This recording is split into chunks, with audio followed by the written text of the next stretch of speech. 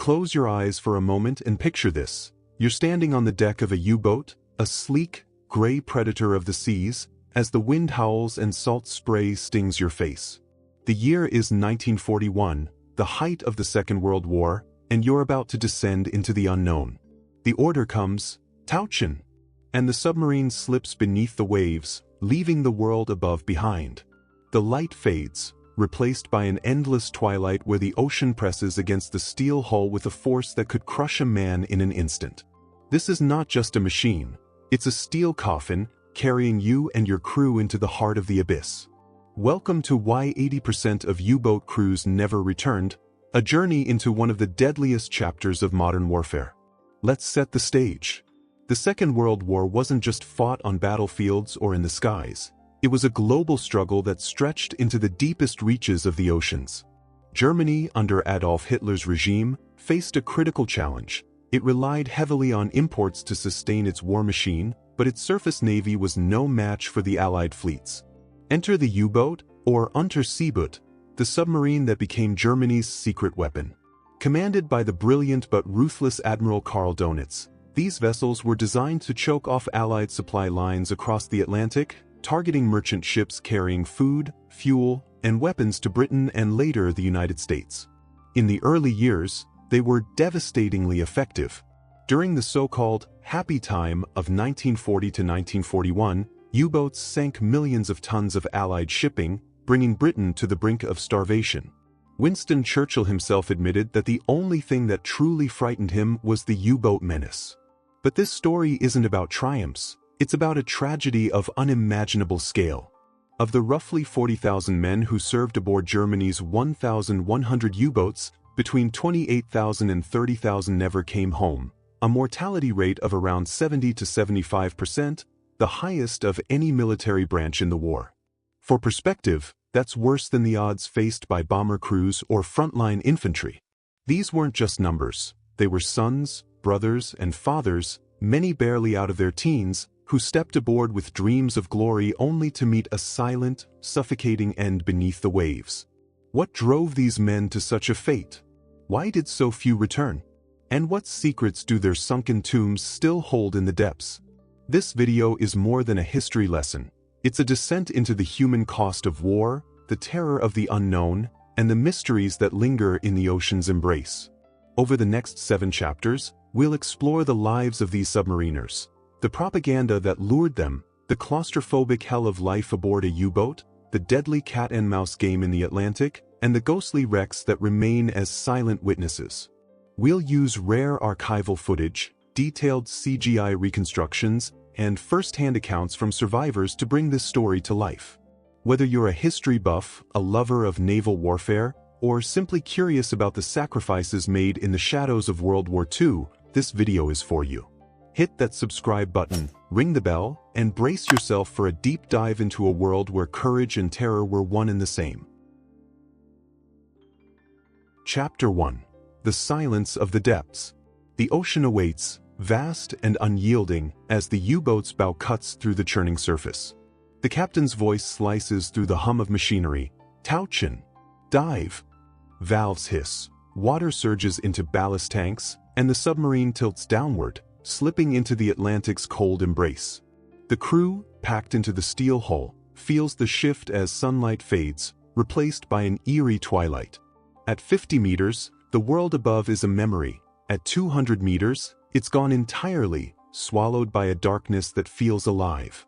The pressure outside is immense, tons per square meter pressing against the 2-centimeter thick hull.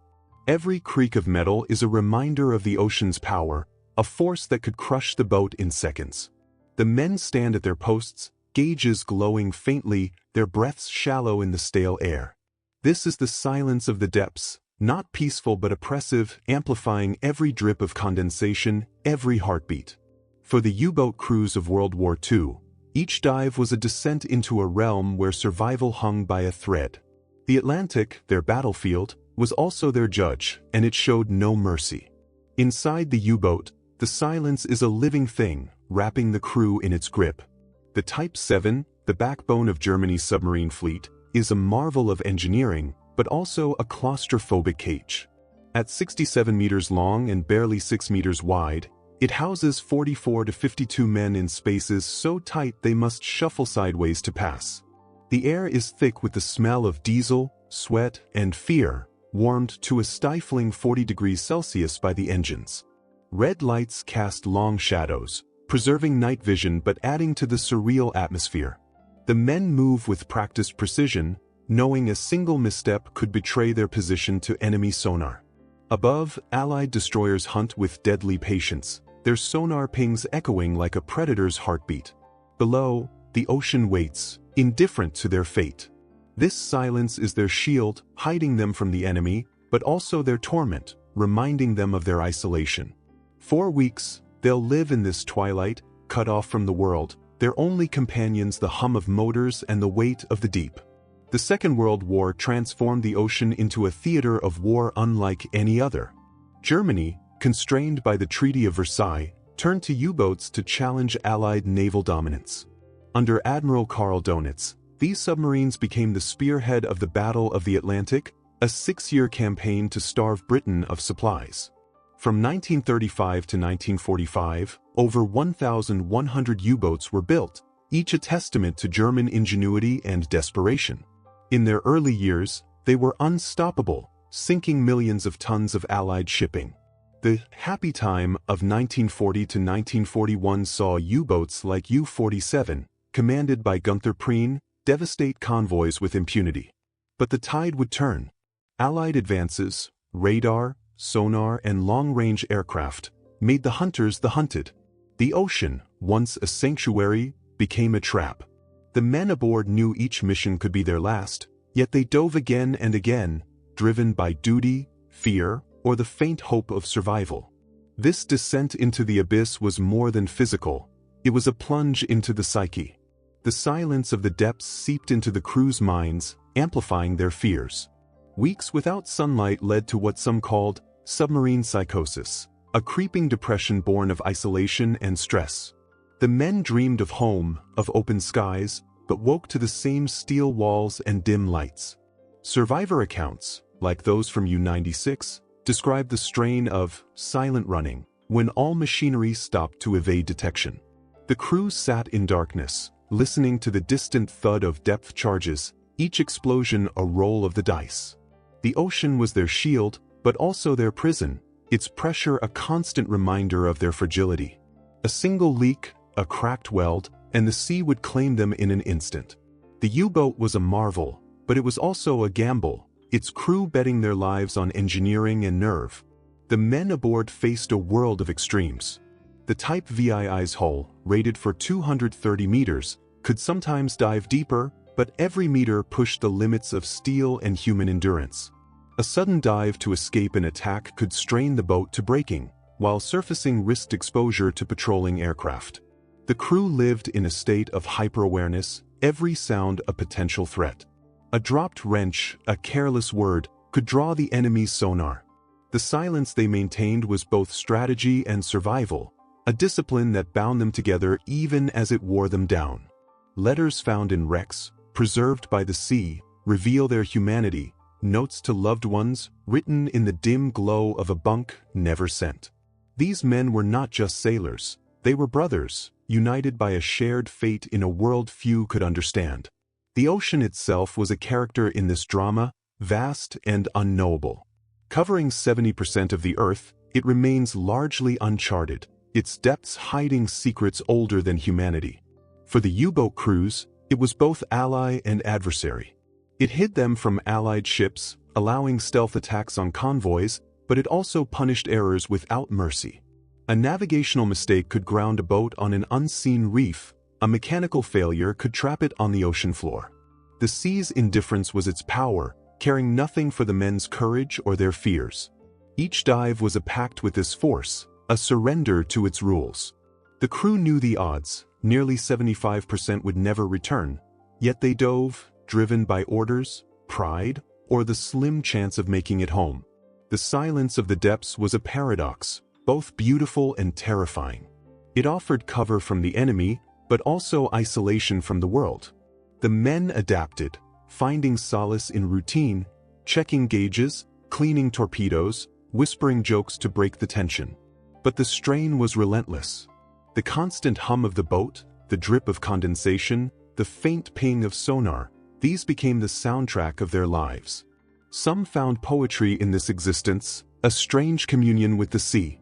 Others saw only dread, the knowledge that each dive could end in a crushing implosion or a slow suffocation.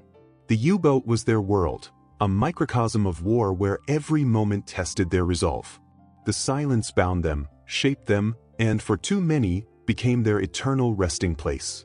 The historical context of this chapter is critical. The U-boat campaign was born of necessity. Germany's surface fleet was outmatched, and submarines offered a way to strike indirectly. Donit's Wolfpack tactics, where multiple U-boats attacked in coordinated strikes, revolutionized naval warfare. In 1942, they sank 1,664 ships, a staggering blow to the Allies. But the cost was mounting. By 1943, Allied countermeasures, improved sonar, depth charges, and air patrols, began to decimate the U-boat fleet. The men aboard felt the shift, each patrol more dangerous than the last. The ocean, once their ally, became a graveyard, its depths swallowing boats and crews without a trace. The silence they relied on was turning against them, a harbinger of the losses to come. The human toll of this silence was profound. Crews trained for months, learning to operate the complex machinery of a U-boat, diesel engines, electric batteries, periscopes, and torpedoes. But no training could prepare them for the psychological weight of the deep. The fear of depth charges was ever present, each explosion shaking the boat like a tin can. Survivors described the terror of waiting, powerless, as the enemy circled above. The silence was their defense, but also their torment, amplifying every sound and every fear. The men clung to small rituals, sharpening pencils, writing letters, sharing cigarettes, to maintain sanity. These acts of normalcy were their rebellion against the abyss, a way to assert their humanity in a world that stripped it away. The U-boat's design amplified the silence's impact. Its cramped quarters forced intimacy, but also tension. Men slept in shifts, sharing hot bunks still warm from the previous occupant. Food was stored in every corner, even under floorboards, and rations dwindled over long patrols. The air grew stale, heavy with CO2, and the toilets, flushed only when surfaced, added to the stench. The crew lived in a state of constant vigilance, knowing a single error could doom them all. The silence they maintained was not just tactical, it was a survival mechanism, a way to cope with the knowledge that they were always one mistake away from oblivion. The ocean watched, waited, and claimed those who faltered. The depths were a frontier, as alien as the stars. The ocean's pressure, temperature, and darkness created an environment where humans were intruders. The U-boat crews were pioneers, venturing where few had gone, but at a cost few could bear. Their stories, preserved in logs and survivor accounts, speak of courage and despair. A young torpedo man might spend hours loading a 14-ton torpedo, only to wait days for a target.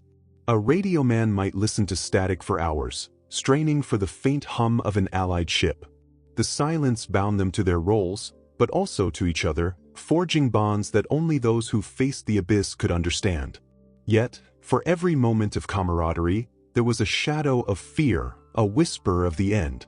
The U-boat war was a gamble against nature as much as against the enemy. The sea's vastness hid them, but also isolated them. A surfaced U-boat could travel at 17 knots, but submerged, it crawled at 7, its batteries draining quickly. The schnorkel, a later innovation, allowed air intake underwater, but it was unreliable, often flooding or breaking. The crew lived on a knife's edge, balancing stealth with survival. The silence they maintained was their greatest weapon, but also their greatest burden. It allowed them to strike unseen, but it also trapped them in a world of waiting, where every sound could be their last. The ocean's indifference was a constant reminder of their place, small, fragile, and fleeting. The men who crewed these boats were young, often in their late teens or early 20s. They came from cities and villages, drawn by propaganda promising adventure and honor. The Kriegsmarine's posters showed U-boats as sleek predators, but the reality was far grimmer. Training weeded out the weak, but no one could prepare for the psychological toll of the deep. The silence was their ally, but also their judge, testing their resolve with every dive. Some found strength in routine, others in faith or camaraderie. But for many, the silence became a mirror, reflecting their fears back at them. The ocean didn't care about their dreams or their courage. It only waited, patient and eternal. The U-boat's role in the war was pivotal, but its cost was catastrophic. The early successes, sinking thousands of ships, gave Germany hope, but also hubris. Dönitz believed the U-boats could win the war, but he underestimated the Allies' resolve. As radar and sonar improved, the ocean became less forgiving. The silence that once protected the U-boats now betrayed them, as Allied ships learned to listen for the faintest signs of their presence. The crews felt this shift, each mission more perilous than the last. The sea, their refuge, was becoming their enemy, its silence a prelude to the losses that would define their legacy. The human stories within this silence are what make it so compelling. A young engineer, barely 20, might spend hours patching a leak, knowing a single failure could drown them all. A commander, like Joachim Schepke, might stand at the periscope, deciding the fate of his crew with a single order. The silence bound them, but also isolated them, each man alone with his thoughts in the dim glow of the control room. Letters found in wrecks, never sent, speak of love, fear, and hope, written in moments stolen from the war. These men were not just sailors, they were sons, brothers, friends, whose lives were claimed by a war that asked too much. The silence of the depths was their world, and for too many, their eternity. The ocean's vastness is a reminder of our place in the universe. It covers 70% of the Earth, yet we've explored less than 5% of its depths. The U-boats ventured into this unknown, their crews facing dangers most could only imagine. The silence they endured was both their strength and their undoing, a paradox that defined their existence. The sea hid them from their enemies, but it also hid their fates, swallowing boats and men without a trace. The stories of these dives, preserved in logs, survivor accounts, and wrecks, offer a glimpse into a world of courage and sacrifice. The silence was their shield, but also their sentence, a testament to the cost of war. The U-boat's descent was a ritual, repeated hundreds of times per patrol.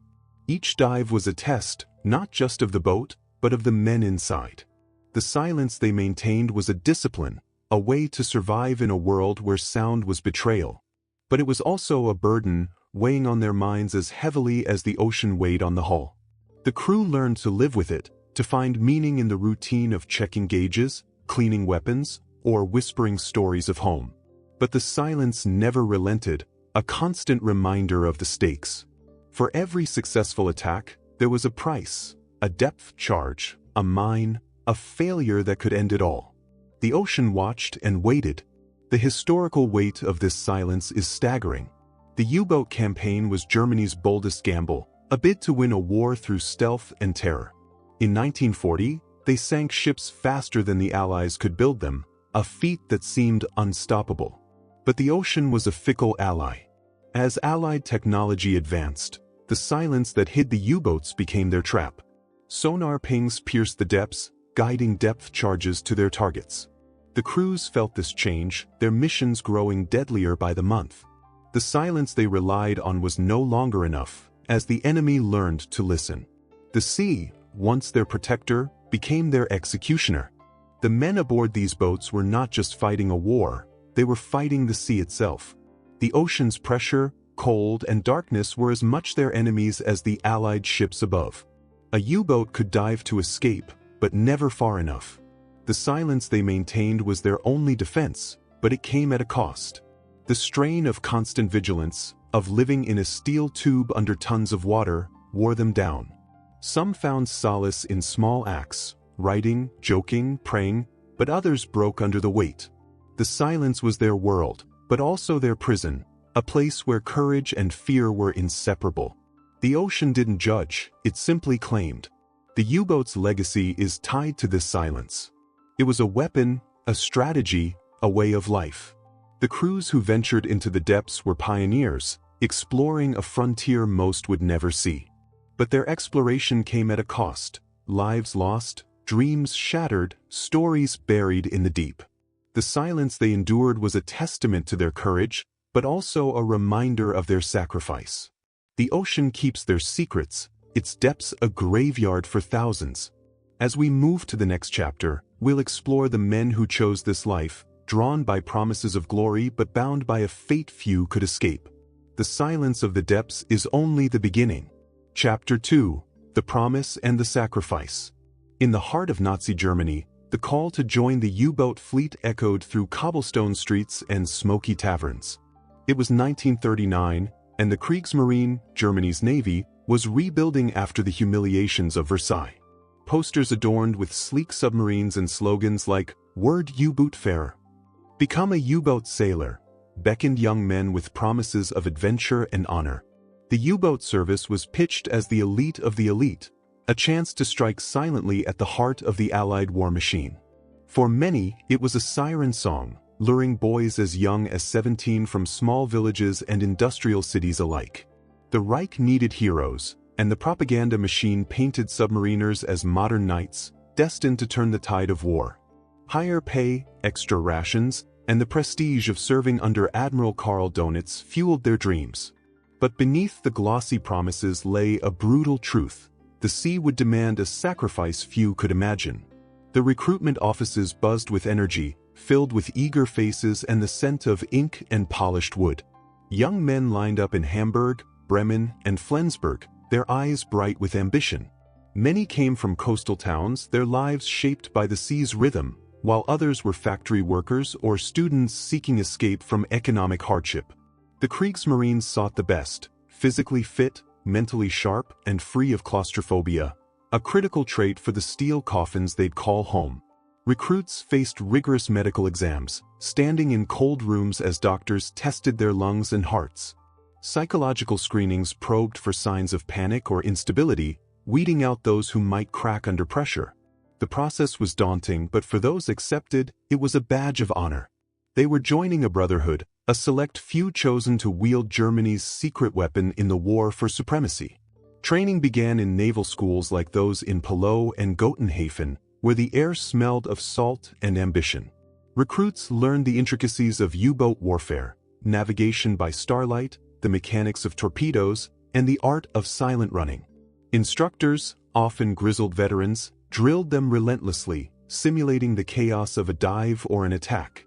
Trainees practiced in mock-up control rooms, their hands fumbling with valves and periscopes under watchful eyes. Some took short dives in training U-boats, feeling the ocean's weight for the first time. The sea was both teacher and adversary, its lessons harsh but necessary. For many, these months were exhilarating, a blend of camaraderie and purpose. They wrote home, boasting of their skills, unaware that their training was only a shadow of the trials ahead. The promise of glory was intoxicating, a heady mix of patriotism and adventure. The Kriegsmarines' propaganda was relentless, with films and radio broadcasts glorifying U-boat aces like Otto Kretschmer and Gunther Prien. These men were legends, their names splashed across newspapers after sinking Allied ships by the dozen. To a young recruit, the idea of joining their ranks was thrilling, a chance to make history. The U-boat fleet was sold as Germany's path to victory, a way to starve Britain into submission by cutting its Atlantic lifelines. In 1940, this seemed possible. U-boats sank millions of tons of shipping, earning the nickname wolf packs for their coordinated attacks. Recruits saw themselves as predators, not prey, their boats invisible ghosts in the deep. But the posters never mentioned the cost, the shadow that loomed over every mission. The reality of the U-boat service was a far cry from the propaganda's shine. Of the 40,000 men who served, nearly 30,000 would never return, a mortality rate of around 70 to 75%, unmatched by any other branch. Grok, render type equals, render_line_citation, 0/Grok. Render recruits weren't told this statistic, nor were they warned of the odds stacking against them as the war progressed. The early, happy time of 1940 to 1941, when U-boats ruled the Atlantic, gave way to a grim reality by 1943. Allied advancements, radar, sonar, and air patrols, turned the hunters into the hunted. Each patrol became a gamble, with death lurking in every wave. The young men who signed up, full of dreams, were stepping into a trap where survival was a rare exception, not the rule. The recruits came from all walks of life, each with a story that led them to the U-boat fleet. A fisherman's son from the Baltic coast might see it as a natural step, his hands already calloused from nets and ropes. A Berlin student, inspired by tales of naval heroes, might dream of commanding his own boat.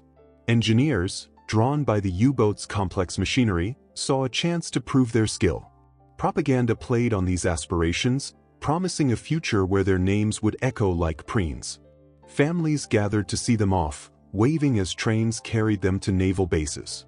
Mothers hid their fears behind proud smiles, unaware that many would never see their sons again.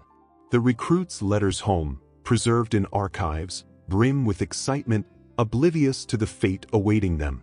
Training was a crucible, forging boys into submariners. In schools along the North Sea, they learned to operate the Type 7 U-boat, the fleet's workhorse. They studied diesel engines, electric batteries, and the delicate balance of ballast tanks. Night classes taught celestial navigation, a skill vital when surfaced under starry skies. Physical drills tested their endurance, crawling through tight hatches, hauling mock torpedoes, and enduring simulated depth charge attacks. The instructors were unforgiving, knowing the sea would be worse. Some recruits washed out, sent to surface ships or shore duties. Those who remained felt a growing pride, a sense of belonging to an elite force. But pride couldn't shield them from the truth. They were training for a war that devoured its own. The Kriegsmarine's promises were seductive, but they masked a brutal sacrifice. Recruits were told they'd be part of a decisive weapon, one that could win the war by choking Allied supply lines. In the early years, this seemed true. U-boats sank ships faster than the Allies could build them. But the tide turned as Allied technology advanced. Depth charges, once crude, became precise, guided by sonar that pierced the ocean's depths. Aircraft patrolled the Atlantic, catching U-boats on the surface. The recruits, trained to believe in their invincibility, faced a reality where each mission was a roll of the dice. The propaganda's promise of glory faded against the grim arithmetic of survival, where 8 out of 10 would never come home. The human cost of this promise was staggering. Recruits were young, often barely 18, their lives shaped by a regime that glorified war. They left behind families, sweethearts, and dreams of a future that many would never see. The Kriegsmarine's recruitment drives targeted their idealism, painting the U-boat service as a noble calling. But nobility came at a price. The men who boarded those submarines were signing up for months of isolation, constant danger, and a statistical likelihood of death unmatched in the war. Their training taught them to operate a U-boat, but not to face the fear of a depth charge or the slow horror of a sinking boat. The promise of adventure became a pact with fate, one the ocean enforced without mercy. The recruitment process was a machine, churning out sailors for a war that demanded more than they could give. In cities across Germany, officers scouted schools and factories, seeking men with the right mix of skill and daring. Volunteers were preferred, but as losses mounted, some were conscripted, their choice taken away. The training schools were a world apart, a blend of discipline and danger. Recruits lived in barracks, waking at dawn for drills and lectures. They learned to trust their crewmates, knowing survival depended on unity. But no lecture could prepare them for the reality of a U-boat's confines, where every moment was a test. The promise of glory was a distant star, fading as the war's reality set in. The U-boat fleet was sold as Germany's salvation, a way to break the Allied stranglehold on the seas. Donit's Wolfpack tactics, coordinated attacks by multiple submarines, were revolutionary, striking fear into Allied convoys. Recruits heard tales of U-boats like U-99, which sank dozens of ships before its own destruction. These stories fueled their ambition, making them believe they could tip the scales of war. But the propaganda omitted the growing losses. By 1942, U-boats were being sunk faster than they could be built. The recruits, trained to be hunters, were becoming prey, their boats hunted by destroyers and aircraft. The promise of victory was a lie, one that cost thousands of lives. The men who joined the U-boat fleet were shaped by their era. Germany in the 1930s was a nation hungry for redemption after World War I.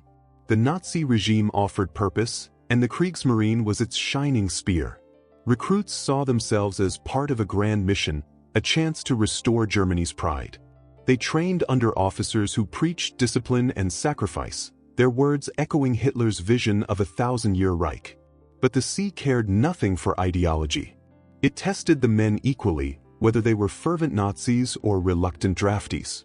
The promise of glory was universal, but so was the sacrifice, a debt paid in lives lost to the depths. Training was as much about bonding as it was about skill. Recruits formed tight-knit groups, their friendships forged in the crucible of shared hardship. They shared meals, jokes, and fears, knowing they'd rely on each other in the U-boat's tight quarters. These bonds were their strength, a lifeline in the face of danger. But they also deepened the tragedy. When a U-boat sank, it wasn't just a crew lost, it was a family. Survivors' accounts speak of the pain of losing comrades, men who'd become brothers in the face of the abyss.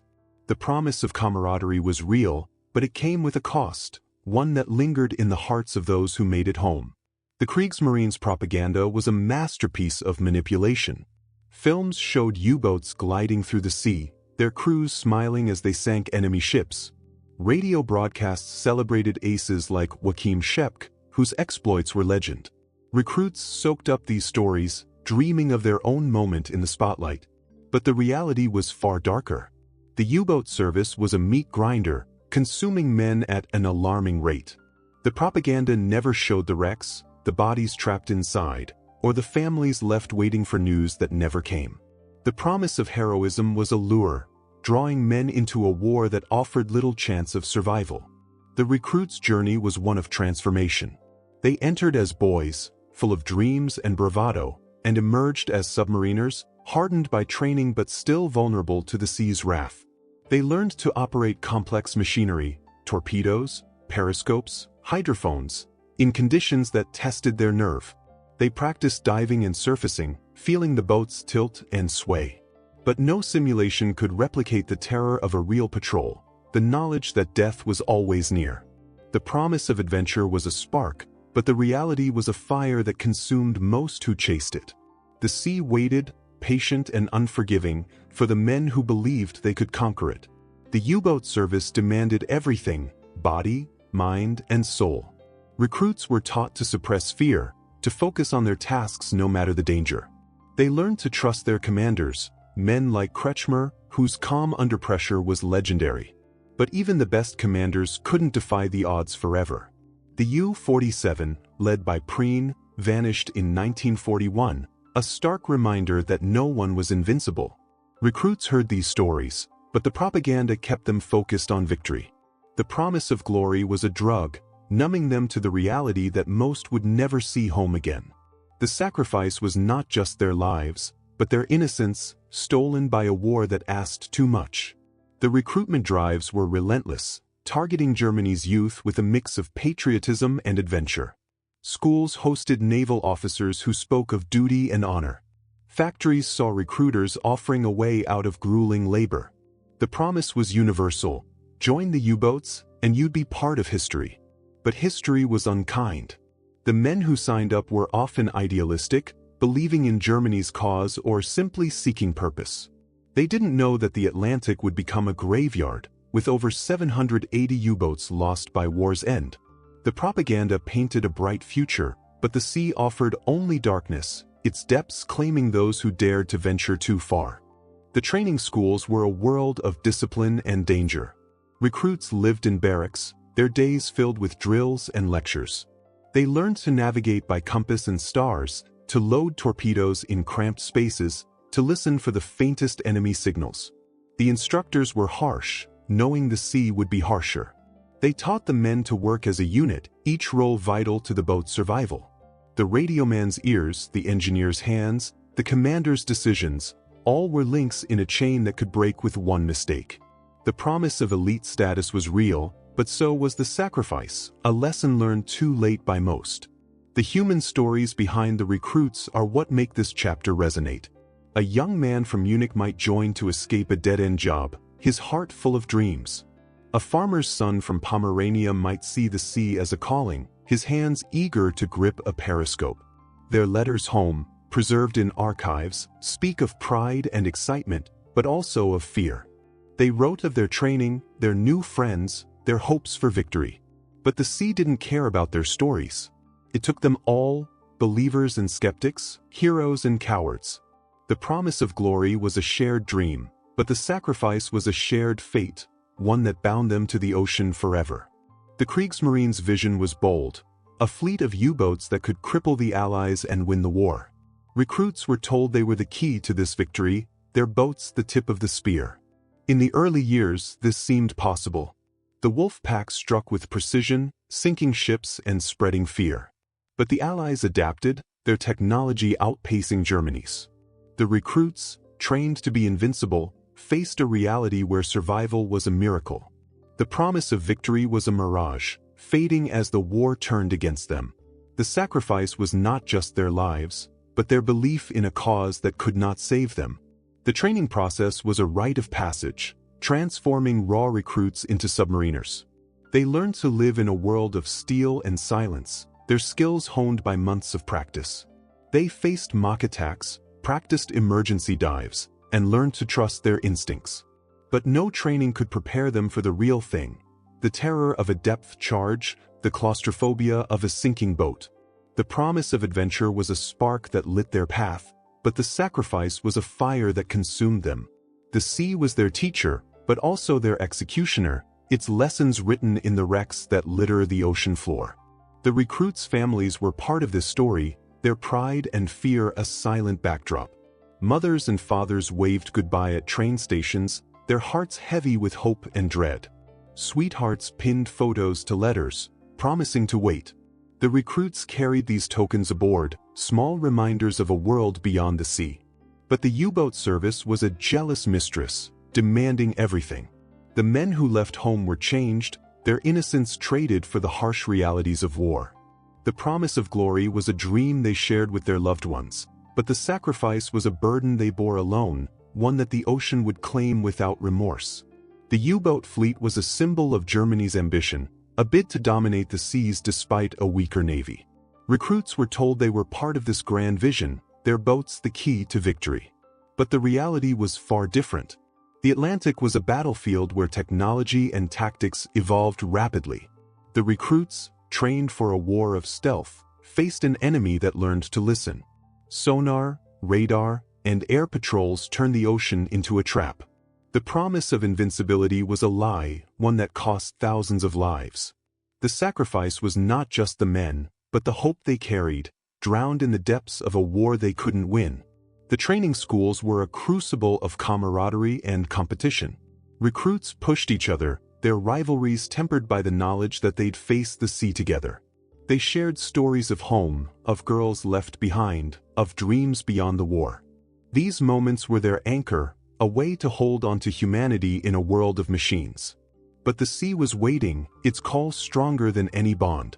The promise of brotherhood was real, but so was the sacrifice, a debt paid in lives lost to the deep.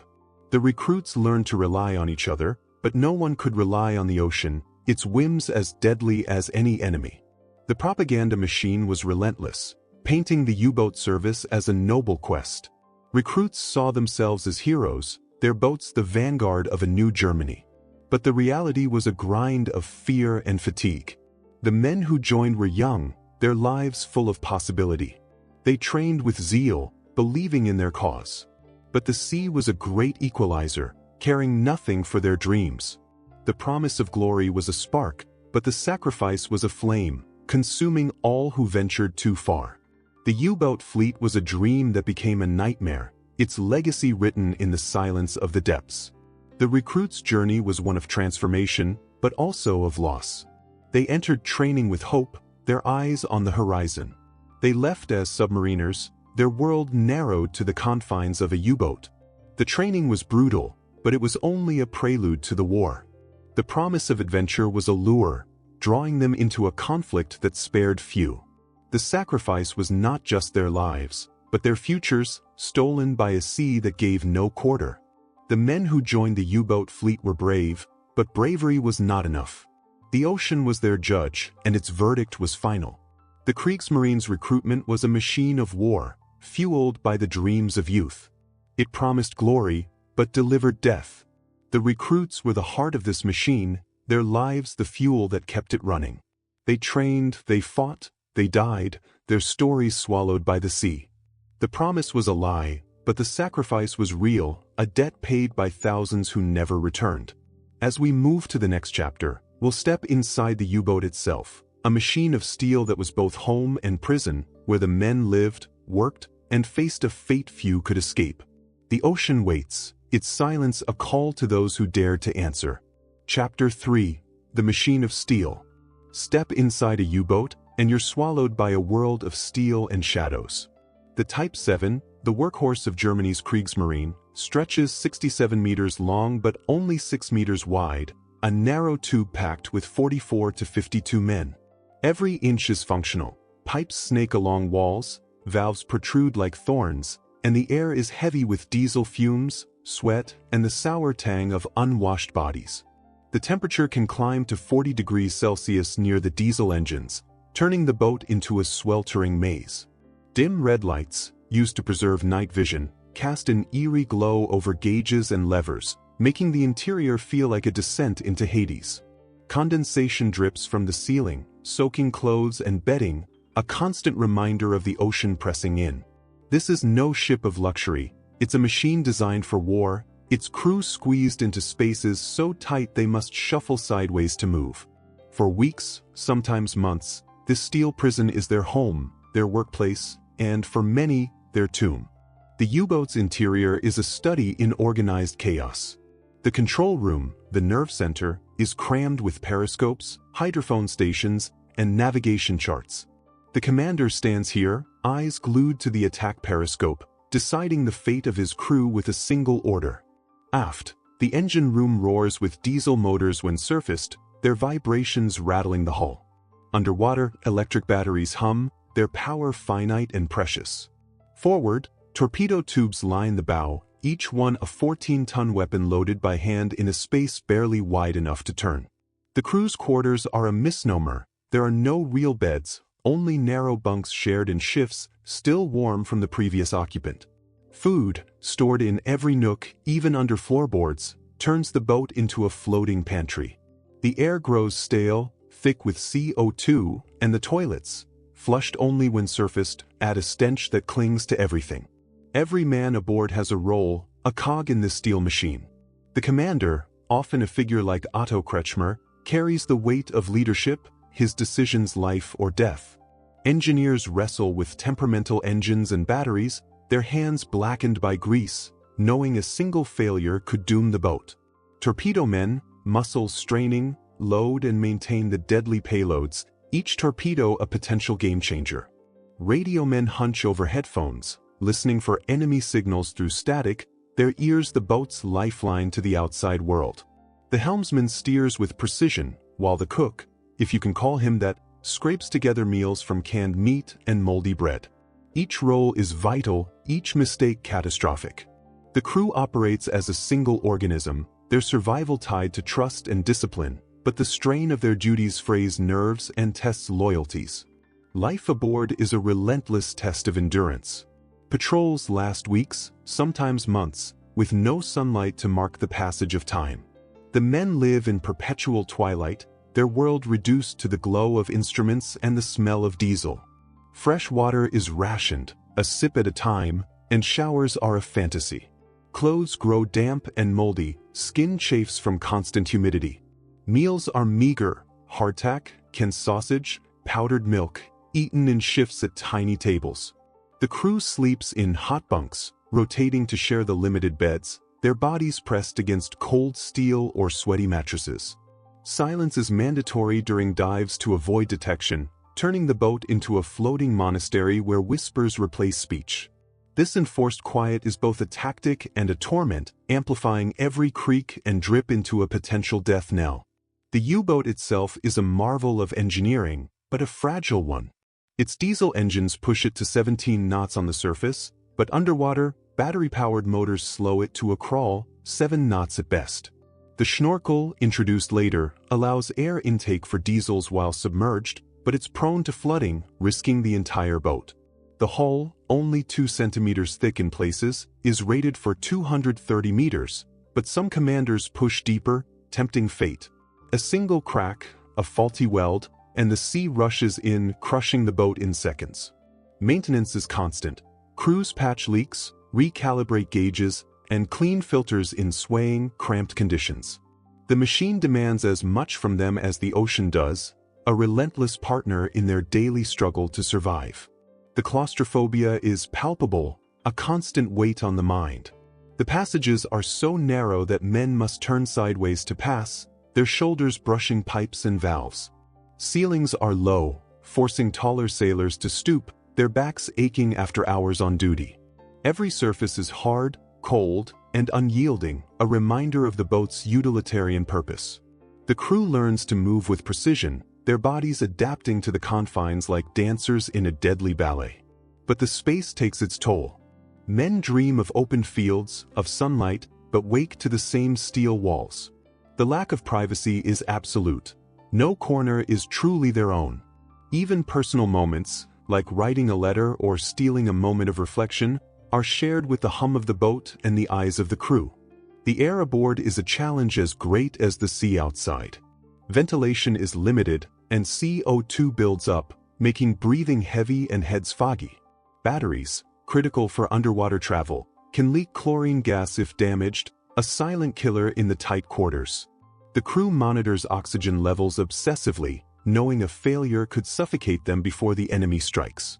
The heat from the engines battles the cold of the hull, creating a strange microclimate where sweat and shivers coexist. The smell, diesel, sweat, rotting food, and worse, becomes part of them, a scent they carry in their clothes and skin. Survivors later said they could smell a U-boat veteran from across a room, the odor of their service a badge of endurance. The crew's routine is a lifeline, a way to impose order on chaos. Every day is a cycle of watches, for hours on, for off, checking gauges, cleaning weapons, or listening for enemy ships. The men find solace in small tasks, polishing a valve, writing in a journal, or sharing a cigarette. These rituals are their rebellion against the machine's demands, a way to assert humanity in a world of steel. But the routine is also a trap, lulling them into a false sense of control. A sudden alarm, a sonar ping, a depth charge, can shatter the rhythm, plunging the boat into chaos. The crew trains for these moments, but the reality is always worse, a test of nerve that no drill can fully prepare them for. The U-boat's machinery is both savior and executioner. The diesel engines, loud and smoky, give the boat speed and range, but they're useless underwater. The electric motors, quiet but weak, drain batteries quickly, forcing commanders to surface and risk detection. The periscope, a window to the world above, is a lifeline but also a vulnerability, its wake a signal to patrolling aircraft. The torpedoes, the boat's teeth, are temperamental, sometimes jamming or misfiring. The crew learns to coax these systems, to know their quirks, but the machine is unforgiving. A single failure, a stuck valve, a shorted circuit, can trap them underwater, their fate sealed by the very technology they rely on. The men aboard are shaped by this machine, their lives molded to its demands. They sleep when it allows, eat when it permits, breathe when it functions. The U-boat is their world, a microcosm of war where every action is magnified. A torpedo man's steady hand can sink an enemy ship, a radio man's keen ear can save the boat from a destroyer. But a moment's inattention can doom them all. The crew's camaraderie is forged in this pressure cooker, their bonds as strong as the steel around them. They share jokes, fears, and dreams, knowing each patrol could be their last.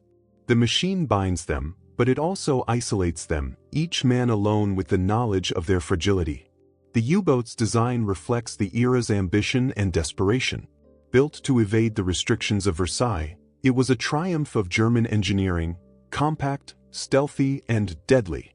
But its strengths were also its weaknesses. The tight quarters maximized efficiency but bred tension. The advanced systems, hydrophones, gyrocompasses, gave an edge but required constant upkeep. The crew lived in a delicate balance, their survival tied to the machine's reliability. A single malfunction could cascade, turning a routine dive into a death spiral. The men learned to trust the boat, but also to fear it, knowing it could betray them as easily as the sea. The daily life aboard is a grind of physical and mental strain. The men work in shifts, their bodies aching from stooping and squeezing through hatches. Sleep is fleeting, interrupted by alarms or the need to rotate bunks. Food, stored in cans and sacks, grows moldy over weeks, forcing the cook to get creative with dwindling supplies. The crew eats in silence during dives, the clink of spoons a risk they can't afford. Personal items, photos, letters, a worn book, are tucked into corners, small anchors to a world beyond the steel. These tokens are their link to home, but also a reminder of what they've left behind, a life that feels more distant with each patrol. The U-boat's environment shapes the crew's psyche as much as their bodies. The lack of sunlight disrupts their sense of time, days blending into an endless cycle of watches. The constant hum of machinery becomes a lullaby, but also a warning, its rhythm a reminder of their dependence. The men develop a sixth sense for the boat's sounds, a creak that's normal, a groan that's not. This hyper-awareness is their strength, but also their burden, keeping them on edge even in rare moments of rest. The machine demands their full attention, leaving little room for reflection or doubt. Yet, in stolen moments, they write, pray, or stare at the steel above, wondering if they'll see the sky again. The crew's roles are rigid, but their humanity shines through. The commander, often in his late 20s, carries the weight of every decision, his calm a beacon for the crew.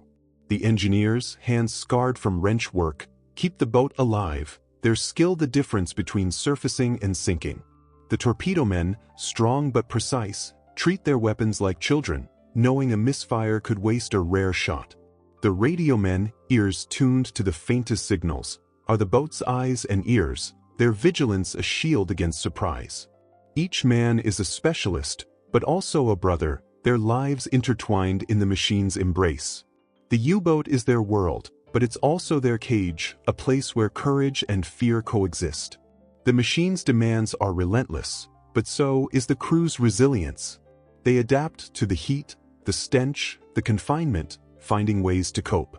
Some carve initials into the steel, a small act of defiance against the machine's dominance. Others tell stories of home, their voices low to avoid detection. These moments of connection are vital, a way to hold onto themselves in a world that strips away identity. The U-boat is a machine, but it's also a crucible, forging men into something stronger, or breaking them entirely. The crew learns to live with the constant threat, their nerves stretched thin but never snapping, a testament to their training and will. The U-boat's technology is a double-edged sword. The hydrophones, sensitive enough to hear a ship miles away, are useless if the crew makes noise. The periscope, a marvel of optics, can betray the boat if raised too long. The torpedoes, guided by complex gyroscopes, can fail at the worst moment. The crew learns to navigate these quirks, their hands steady despite the stakes. But the machine is unforgiving, its failures as deadly as the enemy. A battery fire can fill the boat with toxic gas. A jammed rudder can strand them on the ocean floor. The men work tirelessly to keep the machine running, knowing their lives depend on it, but also knowing it could fail them at any moment. The crew's relationship with the U-boat is one of love and hate. They admire its ingenuity, the way it slips through the sea like a predator. But they also fear its fragility, the thin steel that separates them from the abyss. The boat is their protector, hiding them from allied ships, but also their jailer, trapping them in a world of steel and silence. The men learn to trust it, to know its rhythms, but they never forget its power to betray. A single mistake, a valve left open, a gauge misread, can end a patrol in seconds. The U-boat is a machine of war, but also a machine of fate, its crew at its mercy as much as the seas. The daily grind aboard is a battle against monotony and fear. The men work in 4-hour shifts, their bodies moving through rote tasks, checking pressure, oiling gears, listening for signals. These routines are their anchor, a way to impose order on the chaos of war. But the routine is also a trap, lulling them into a false sense of security. An alarm can shatter the calm, sending the boat into a dive or a fight. The crew trains for these moments, their bodies reacting before their minds catch up. But the reality is always worse, the machine's limits exposed under pressure. The men learn to live with this tension, their nerves as taut as the steel around them. The U-boat's interior is a testament to German engineering, but also to the limits of human endurance. Every system is designed for efficiency, but none for comfort. The control room is a maze of dials and switches, each one critical to survival. The engine room is a furnace, its heat a constant challenge. The torpedo rooms, forward and aft, are cramped and dangerous, the weapons heavy and unwieldy. The crew navigates this world with skill, their training a lifeline in the face of danger. But the machine is relentless, its demands never-ending. The men adapt, but the cost is high, their bodies and minds worn down by the endless cycle of work and weight. The crew's personal lives are squeezed into the margins of this machine.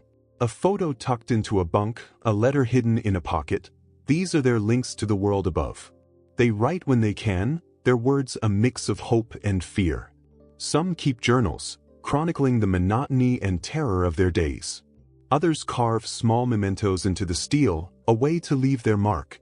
These acts are small rebellions against the machine's dominance, a way to assert their humanity.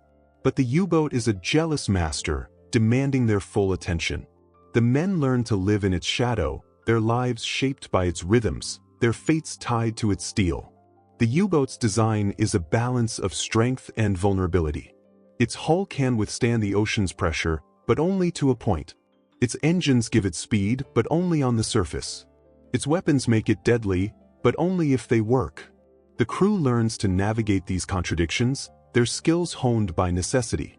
They become part of the machine, their bodies and minds attuned to its needs. But the machine is not infallible. A single failure, a leak, a fire, a jam, can turn it from protector to predator. The men know this, their trust in the boat tempered by the knowledge of its limits.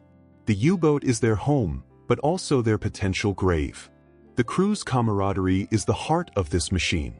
They share everything, food, bunks, fears. They joke about the cook's terrible stews, tease the youngest sailor about his seasickness, and swap stories of home. These moments are their lifeline, a way to hold onto themselves in the face of the machine's demands. But the camaraderie is also a reminder of what's at stake. When a U-boat sinks, it takes a family, not just a crew. The men know this, their bonds strengthened by the shared danger. They rely on each other, knowing a single mistake can doom them all. The U-boat is a machine, but it's the men who give it life, their courage and sacrifice its beating heart. The machine's demands shape every aspect of their existence. The men eat when the boat allows, sleep when it permits, breathe when it functions. The U-boat is a world unto itself, a microcosm of war where every action is magnified. A single decision can save or sink the boat, a single moment can change everything. The crew learns to live with this pressure, their nerves stretched thin but never breaking. They become part of the machine, their lives intertwined with its steel. But the machine is unforgiving, its failures as deadly as the enemy. The men know this, their trust tempered by the constant threat of betrayal. The U-boat's interior is a paradox, a marvel of technology and a prison of steel. It's designed for war, but it's also a test of endurance, its crew pushed to the limits of human capability. The men adapt, their bodies and minds molded to the machine's needs. They learn to work in the dark, to move in silence, to live with fear. But the machine is relentless, its demands never-ending. The crew's resilience is their strength, but also their burden, a constant reminder of their fragility. The U-boat is their protector, but also their captor, a machine that gives and takes in equal measure. The crew's daily life is a cycle of work and weight. They check gauges, clean weapons, listen for signals, their hands moving with practiced ease. These tasks are their anchor, a way to impose order on the chaos of war. But the waiting is worse, the silence filled with the weight of what might come. A sonar ping, a depth charge, a mechanical failure, any could break the routine, plunging the boat into chaos. The crew trains for these moments, their bodies reacting before their minds. But the reality is always worse, the machine's limits exposed under pressure. The men learn to live with this tension, their nerves as taut as the steel around them. The U-boat's technology is both a triumph and a trap. The hydrophones can hear a ship miles away, but only if the crew is silent. The periscope can spot a target, but its wake can betray the boat. The torpedoes can sink a convoy, but only if they fire true. The crew learns to navigate these challenges, their skills honed by necessity. But the machine is not infallible. A single failure can cascade, turning a routine patrol into a nightmare. The men work tirelessly to keep it running, their hands steady despite the stakes. But the machine is a harsh master, its demands unrelenting, its failures deadly. The crew's relationship with the U-boat is one of dependence and dread. They rely on its systems to survive, but they know its limits. The boat hides them from the enemy, but it also traps them. Its steel walls a barrier against the world. The men learn to trust it, to know its quirks, but they never forget its power to betray. A single mistake can end a patrol in seconds, the machine turning from ally to enemy. The crew's resilience is their strength, but also their burden, a constant reminder of their place in the machine's world. The U-boat is their home, but also their potential grave, a paradox that defines their existence. The daily grind aboard is a battle against the machine and themselves. The men work in shifts, their bodies aching from the confines of the boat. They eat in silence, sleep in snatches, and dream of a world beyond the steel. The U-boat demands their full attention, leaving little room for reflection or doubt. But in stolen moments, they find ways to cope. A joke, a letter, a shared cigarette. These acts are their rebellion, a way to assert their humanity against the machine's dominance. The U-boat is a machine of war, but it's also a machine of fate, its crew at its mercy as much as the seas. The U-boat's interior is a testament to the era's ambition and desperation. Built to defy the limits of Versailles, it was a triumph of engineering, compact, stealthy, and deadly. But its strengths were also its weaknesses. The tight quarters maximized efficiency but bred tension. The advanced systems gave an edge but required constant care. The crew lived in a delicate balance, their survival tied to the machine's reliability. A single failure could cascade, turning a routine dive into a death spiral. The men learned to trust the boat, but also to fear it, knowing it could betray them as easily as the sea. The crew's humanity is what makes this machine come alive. They share everything: food, bunks, fears. They joke about the cook's terrible meals, tease the youngest sailor about his seasickness, and swap stories of home. These moments are their lifeline, a way to hold onto themselves in the face of the machine's demands. But the camaraderie is also a reminder of what's at stake. When a U-boat sinks, it takes a family, not just a crew. The men know this, their bonds strengthened by the shared danger. The U-boat is a machine, but it's the men who give it life, their courage and sacrifice its beating heart. The machine's demands shape every aspect of their existence. The men eat when the boat allows, sleep when it permits, breathe when it functions. The U-boat is a world unto itself, a microcosm of war where every action is magnified. A single decision can save or sink the boat. A single moment can change everything. The crew learns to live with this pressure, their nerves stretched thin but never breaking. They become part of the machine, their lives intertwined with its steel. But the machine is unforgiving, its failures as deadly as the enemy. The men know this, their trust tempered by the constant threat of betrayal. The U-boat's interior is a paradox, a marvel of technology and a prison of steel. It's designed for war, but it's also a test of endurance, its crew pushed to the limits of human capability. The men adapt, their bodies and minds molded to the machine's needs. They learn to work in the dark, to move in silence, to live with fear. But the machine is relentless, its demands never-ending. The crew's resilience is their strength, but also their burden, a constant reminder of their fragility. The U-boat is their protector, but also their captor, a machine that gives and takes in equal measure. The crew's daily life is a cycle of work and wait. They check gauges, clean weapons, listen for signals, their hands moving with practiced ease. These tasks are their anchor, a way to impose order on the chaos of war. But the waiting is worse, the silence filled with the weight of what might come.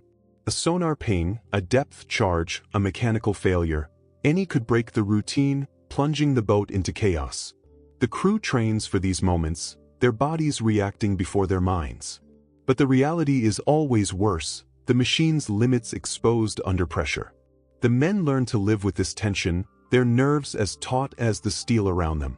The U-boat's technology is both a triumph and a trap.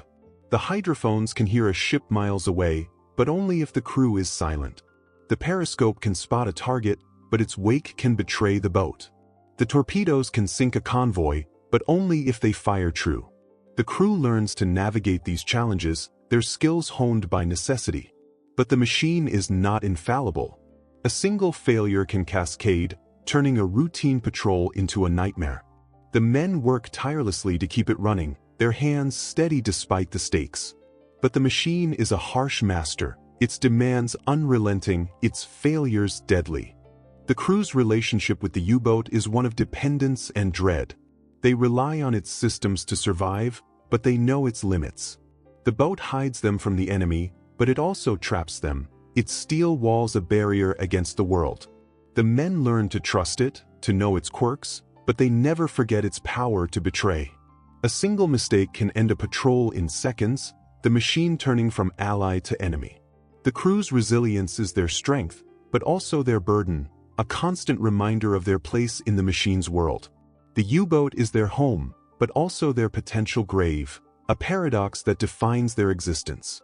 The daily grind aboard is a battle against the machine and themselves. The men work in shifts, their bodies aching from the confines of the boat. They eat in silence, sleep in snatches, and dream of a world beyond the steel. The U-boat demands their full attention, leaving little room for reflection or doubt. But in stolen moments, they find ways to cope. A joke, a letter, a shared cigarette. These acts are their rebellion, a way to assert their humanity against the machine's dominance.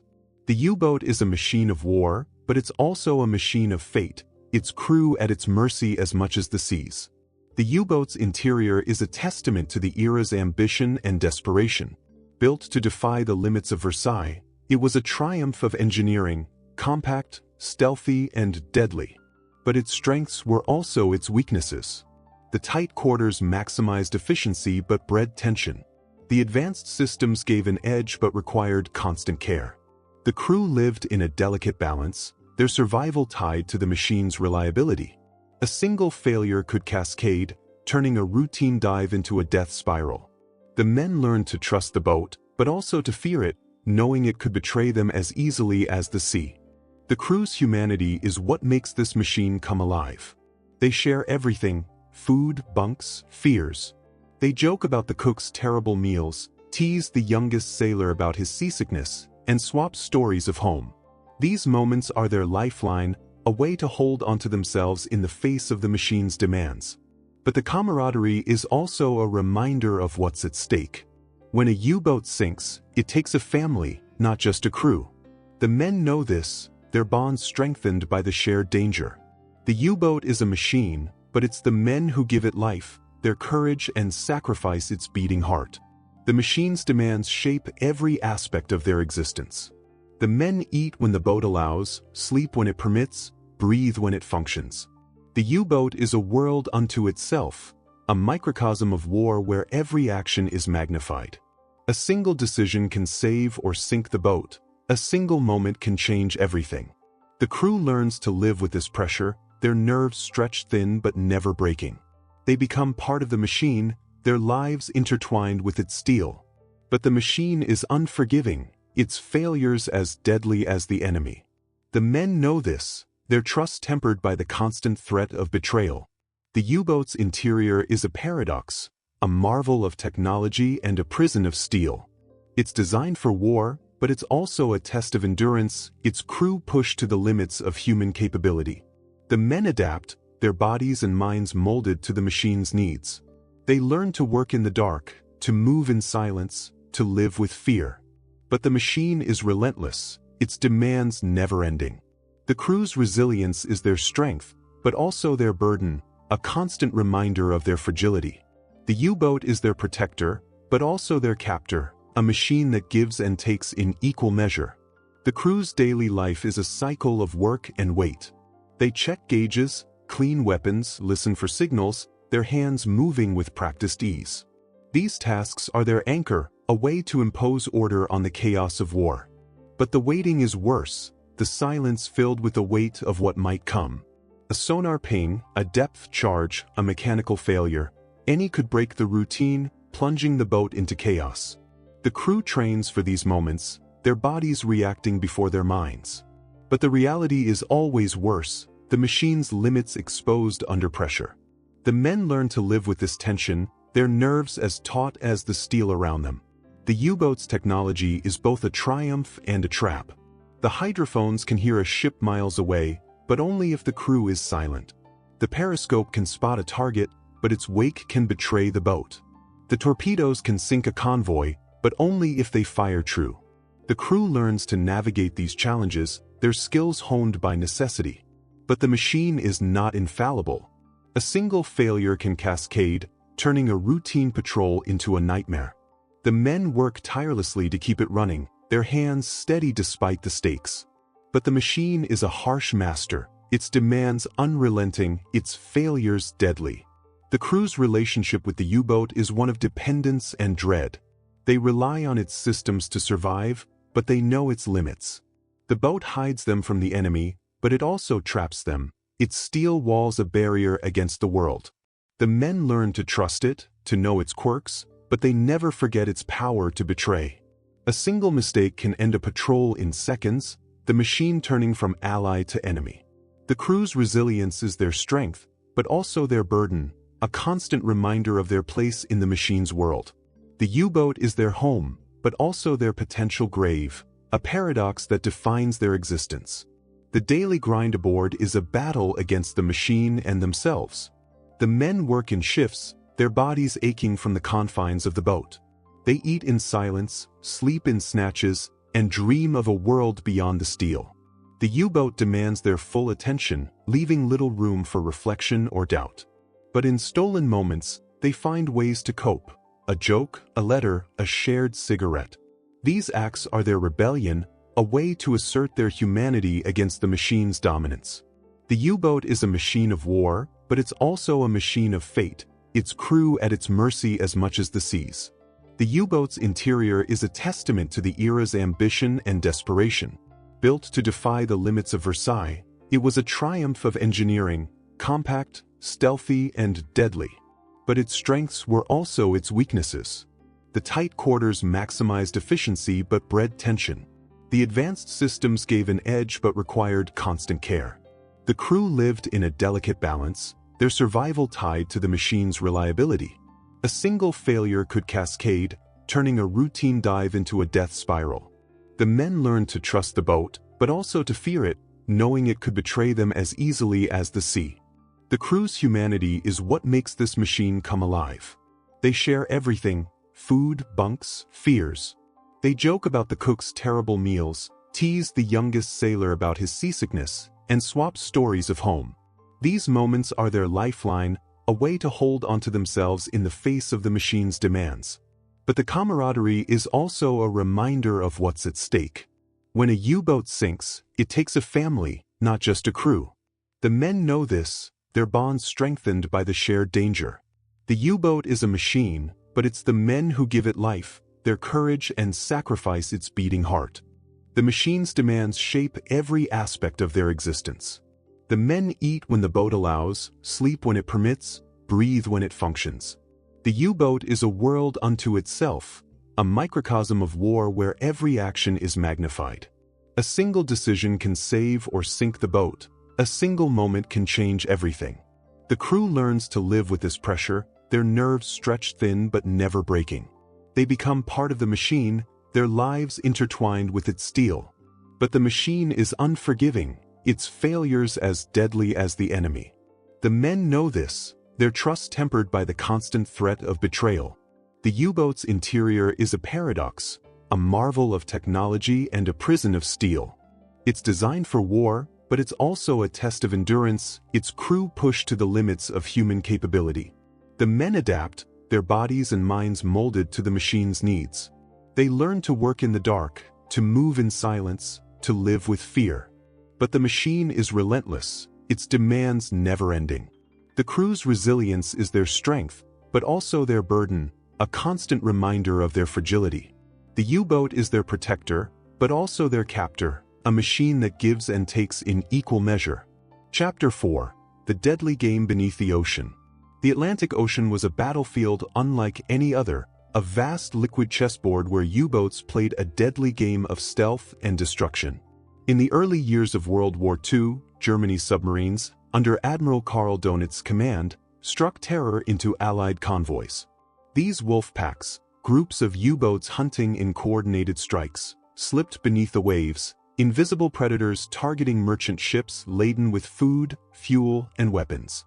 In 1940 and 1941, during the so-called Happy Time, U-boats sank millions of tons of shipping, nearly strangling Britain's lifeline. A single boat, like Gunther Preen's U-47, could sink a battleship or a freighter with a well-placed torpedo, then vanish into the depths. But the ocean was no safe haven. Allied destroyers and aircraft patrolled relentlessly, turning the hunters into the hunted. For the U-boat crews, every patrol was a gamble, their lives balanced on the edge of a blade. The U-boat's greatest weapon was its stealth, a shadow moving through the deep. At night, commanders surfaced to attack, using the cover of darkness to close in on convoys. The crew worked in feverish silence, loading torpedoes and aligning periscopes, their breaths held as the commander whispered coordinates. A single torpedo could send a 10,000-ton freighter to the bottom in minutes, its crew left to freeze in the Atlantic's icy waters. The U-boat would then dive, its electric motors humming softly to evade detection. This was the art of submarine warfare: strike fast, disappear faster.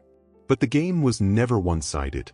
Allied escorts, armed with sonar and depth charges, waited for the faintest sign of a U-boat's presence. A careless wake, a stray noise, and the ocean became a trap, the hunter now the prey. The tactics of the wolf packs were revolutionary, a brainchild of Donitz's strategic genius. U-boats operated in groups, communicating via encrypted radio to encircle convoys. One boat would spot a target, signaling others to converge like wolves on a herd. The attack was swift, torpedoes launched from multiple angles, overwhelming the escorts. In 1941 alone, U-boats sank over 4 million tons of Allied shipping, a devastating blow to Britain's war effort. Commanders like Otto Kretschmer, the Silent Otto, became legends, their boats racking up kills with surgical precision. But the crews knew the risks. Each attack exposed them to retaliation, and the ocean offered little room for error. The thrill of the hunt was matched by the terror of being hunted, a duality that defined their existence. The Allied response was relentless, evolving with deadly efficiency. Early in the war, convoys were poorly defended, easy prey for U-boats. But by 1942, destroyers and corvettes were equipped with advanced sonar, capable of detecting a submerged boat's faint signature. Depth charges, dropped in patterns, sent shockwaves through the water, cracking hulls or forcing U-boats to surface. Aircraft like the B-24 Liberator patrolled the Black Gap, the mid-Atlantic where U-boats once roamed freely, bombing surfaced boats before they could dive. The introduction of Hedgehog mortars, which fired multiple explosives, increased the lethality of escorts. For the U-boat crews, these advancements turned the ocean into a minefield, each patrol a test of nerve against an enemy that was learning to listen. Life during these hunts was a study in tension. The crew spent hours submerged, their world reduced to the hum of motors and the ping of sonar. Silent running was a necessity. Every sound, from a dropped wrench to a cough, could betray their position. The men sat motionless, their eyes fixed on gauges, their ears straining for the telltale thud of a depth charge. When it came, the boat shook violently, pipes rattling, lights flickering. Water could spray through seams, and the hull groaned under pressure. Survivors described the terror of waiting, knowing each explosion could be the last. The ocean was their shield, hiding them from the enemy, but also their prison, trapping them in a steel tube with nowhere to run. The U-boat's role as both hunter and prey created a psychological strain few could endure. A successful attack was a rush, cheers erupting as a torpedo hit its mark, the crew watching through the periscope as a ship sank. But the aftermath was grim. Allied escorts would swarm, dropping depth charges in a relentless barrage. The crew would dive deep, sometimes beyond the boat's rated limit, praying the hull would hold. The silence during these evasions was deafening, broken only by the distant thuds of explosions. Each one tested the crew's resolve, their training pitted against their fear. The game was one of endurance, a battle of wits where the stakes were survival itself. The Battle of the Atlantic was the longest campaign of the war, stretching from 1939 to 1945. It was a war of attrition, with U-boats sinking thousands of ships but paying a heavy price. By 1943, the tide had turned. Allied codebreakers cracked the Enigma machine, decoding U-boat communications and predicting their movements. Convoys grew larger, better protected by destroyers and air cover. The U-boats, once invincible, were now vulnerable, their losses mounting with each month. The crews felt the shift, their patrols growing deadlier. The ocean, once their ally, was becoming a graveyard, its depths swallowing boats and men without a trace. The human stories of this game are as gripping as the strategy. A young torpedo man might spend hours loading a torpedo, his muscles aching, knowing a single hit could justify the mission. A radio man, hunched over his set, might catch a faint signal that saves the boat, or miss one that dooms it. The commander, peering through the periscope, carried the weight of every decision, his calm a beacon for the crew. These men were not just sailors, they were players in a deadly game, their lives tied to the boat's success or failure. Letters found in wrecks, preserved by the sea, speak of their hopes and fears, written in the dim glow of a bunk never sent.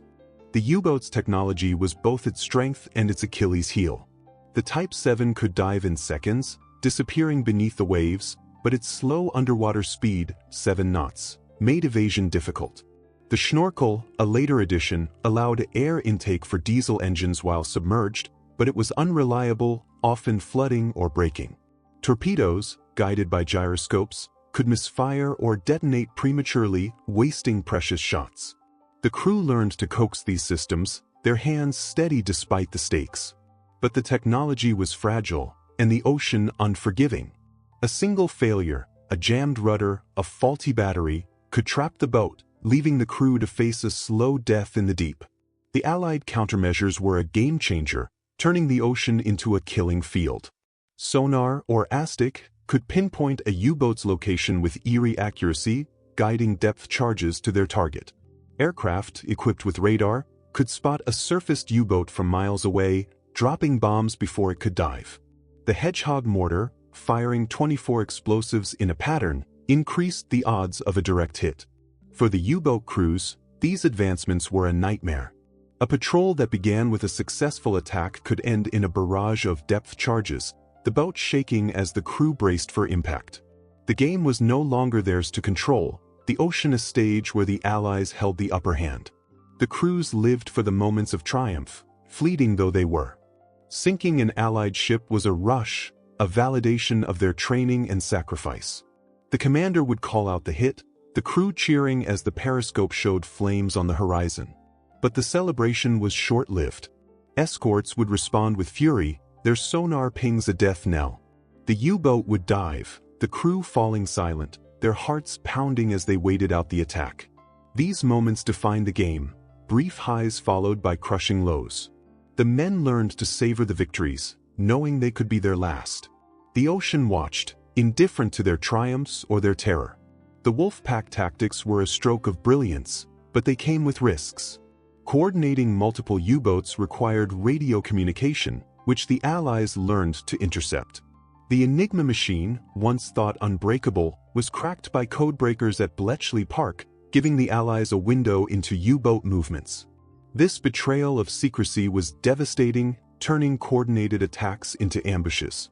The crews, unaware of the breach, followed orders, only to find destroyers waiting. The game was shifting, the rules rewritten by an enemy that refused to lose. The The U-boat's early dominance was fading, replaced by a grim struggle for survival. The human toll of this game was staggering. Each U-boat carried a crew of young men, their lives intertwined in the tight quarters. They shared everything: food, fear, hope. A successful attack was a shared victory, a moment of unity in the face of danger. But the losses were shared too. When a depth charge hit, it wasn't just a boat that sank, it was a family. Survivors' accounts, like those from U-96, describe the horror of watching comrades die, trapped in a flooding compartment or suffocating as the air ran out. The game was not just about sinking ships, it was about surviving the sea and the enemy, a challenge few could meet. The U-boat commanders were the linchpins of this game, their decisions shaping every mission.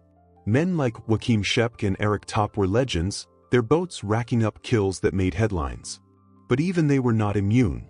Shepk's U-100 was sunk in 1941, a victim of depth charges. The crews looked to their commanders for strength, their calm a shield against panic. But the pressure was immense, each order a gamble with lives. A wrong move could expose the boat, a hesitation could miss a target. The game demanded perfection, but the ocean and the enemy offered no forgiveness. The commanders carried this burden, their names etched in history, but their crews paid the price. The ocean itself was a player in this game, its vastness both ally and adversary. It hid the U-boats from their enemies, allowing stealth attacks from the deep. But it also punished mistakes, its currents and depths unforgiving. A navigational error could ground a boat on a reef, a storm could batter it to pieces. The crews learned to respect the sea, their survival tied to its whims.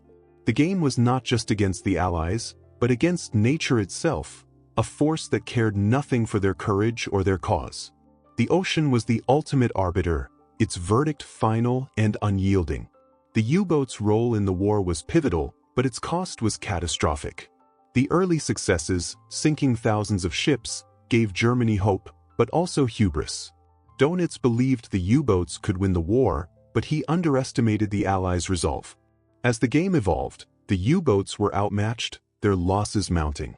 By 1943, the happy time was a memory, replaced by a grim reality where survival was a miracle.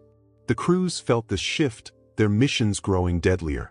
The ocean, once their refuge, was becoming a graveyard, its depths swallowing boats and men without a trace. The game's intensity shaped the crew's psyche. The thrill of a successful attack was matched by the terror of evasion. The men lived in a state of hyper-awareness, their senses tuned to the boat's sounds and the enemy's signals. A sonar ping was a death sentence, a depth charge a hammer blow. The crew learned to endure, their nerves stretched thin but never breaking. They found solace in small acts, sharing a cigarette, whispering a joke, but the tension was constant. The game was a test of endurance, a battle of wills where the stakes were life and death. The men played it with courage, but the ocean and the enemy held the winning hand. The U-boat's technology was a key player in this game, but it was a fragile ally. The Type VII's stealth was its strength, but its slow underwater speed made it vulnerable. The Schnorkel, meant to extend submerged operations, was a gamble, often failing under pressure. Torpedoes, the boat's teeth, were temperamental, sometimes jamming or missing entirely. The crew learned to work with these flaws, their hands steady despite the stakes. But the technology was only as good as the men behind it, and the men were human, prone to error and exhaustion.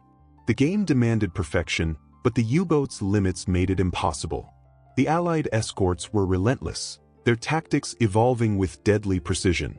Destroyers like the USS Bory hunted U-boats with dogged determination, their sonar operators trained to detect the faintest echo.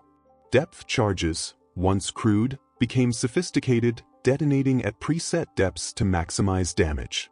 Aircraft, carrying radar and bombs, patrolled the skies, catching U-boats on the surface. The crews lived in fear of these hunters, their patrols a constant dance with death.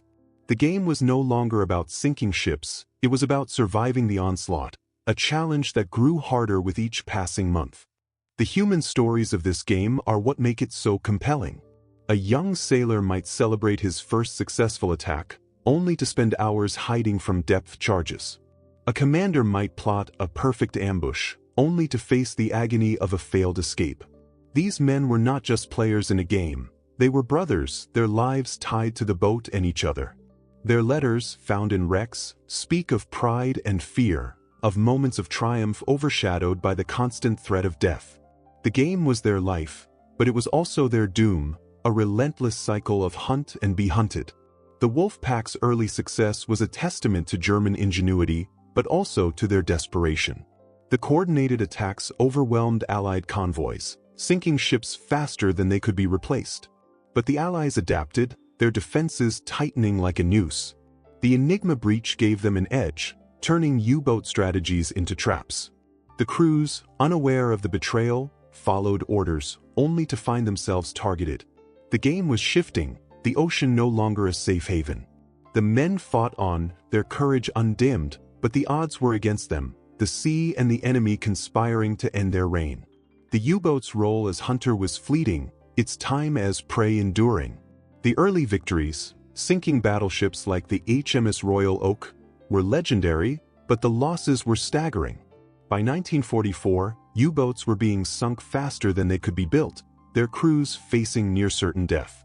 The game was no longer winnable, but the men played on, driven by duty or defiance. The ocean watched, its depths a silent witness to their struggle. The game was a test of skill, courage, and luck, but the sea held the final card, its verdict written in the wrecks that litter the ocean floor. The crew's resilience was their strength, but also their tragedy. They faced each patrol with determination, knowing the odds were against them. The thrill of the hunt kept them going, but the fear of being hunted never left. They lived for the moments of victory, brief flashes of triumph in a darkening war. But the game was relentless, its rules unforgiving. The men played it with everything they had, their lives a stake in a gamble they couldn't win. The ocean was their stage, but also their judge, its silence a reminder of their place in its vastness. The U-boat commanders were the architects of this game, their strategies shaping every mission. Men like Kretschmer and Top were masters, their boats legends in the Kriegsmarine. But even they could not defy the sea or the enemy forever. The loss of U-47, Preen's boat, in 1941 was a shock, proof that no one was safe. The commanders carried the burden of leadership, their decisions a tightrope walk between victory and disaster. The crews trusted them, their calm a lifeline in the chaos. But the game was bigger than any one man, its outcome decided by the ocean and the enemy's relentless advance. The ocean's role in this game was as crucial as any technology or tactic. Its vastness hid the U-boats, but also isolated them, cutting them off from help. Its currents could aid or hinder, its storms could shield or destroy. The crews learned to read its moods, to navigate its challenges, but they could never master it. The ocean was a neutral player, caring nothing for their victories or defeats. It offered cover, but also danger, its depths a refuge and a grave. The game was played on its terms, the men at its mercy as much as the enemies. The Allied victory in the Battle of the Atlantic was a triumph of adaptation. Their technology, sonar, radar, aircraft, outpaced Germany's, turning the game against the U-boats. The crews felt this shift, their patrols growing deadlier as the war progressed. The ocean, once their ally, was now a trap, its silence a prelude to destruction. The men fought on, their courage a beacon in the darkness. But the game was no longer theirs, the rules rewritten by an enemy that refused to yield. The U-boats' reign was ending, their legacy written in the lives lost to the deep. The human cost of this game was profound. Each U-boat was a world unto itself, its crew a family bound by shared danger. They celebrated together, mourned together, died together. The thrill of a successful attack was a shared joy, but the terror of a depth charge was a shared nightmare. The men lived for each other, their bonds the only constant in a world of uncertainty. But the game was merciless, its toll measured in lives and boats. The ocean kept score, its depths claiming thousands who played and lost. The U-boat's technology, once a marvel, became a liability. The Type 7 was a masterpiece of stealth, but its limits were exposed as the war evolved. The Schnorkel, meant to extend patrols, was a flawed innovation, often more trouble than it was worth. The torpedoes, the boat's teeth, were prone to failure, wasting shots that could have turned a battle. The crew learned to work with these flaws, their skill a testament to their training. But the technology was no match for the Allies' advances, and the men paid the price, their lives tied to a machine that could not save them. The game's intensity shaped the crew's lives, their world reduced to moments of action and waiting. The thrill of an attack was a high, but the waiting was a torment, the silence filled with dread. The men learned to live with this tension, their nerves as taut as the steel around them. They found solace in small acts, sharing a story, writing a letter, but the game never let them rest. Each patrol was a test, each dive a gamble. The ocean watched, its silence a mirror for their fears. The men played on, their courage a defiance of the odds, but the game was unforgiving, its outcome inevitable. The Wolfpack's legacy is one of brilliance and tragedy. They changed naval warfare, proving the power of coordinated submarine attacks. But their success was fleeting, their losses catastrophic. The crews who manned these boats were heroes to some, villains to others, but above all, they were human, their lives shaped by a war that demanded everything. The game they played was a deadly dance, its steps written in the ocean's depths. As we move to the next chapter, we'll confront the grim statistics of this game, the numbers that tell the story of why so many never returned. The ocean waits, its silence a testament to their sacrifice. Chapter 5. The Statistics of Horror. The numbers tell a story of unrelenting tragedy, a ledger written in steel and blood. Of the 1,171 U-boats commissioned by Germany during World War II, over 780 were lost, most with all hands aboard. Nearly 30,000 of the 40,000 men who served as submariners perished, a mortality rate of around 70 to 75%, the highest of any military branch in the conflict. Grok, render type equals render_line_citation 0/Grok.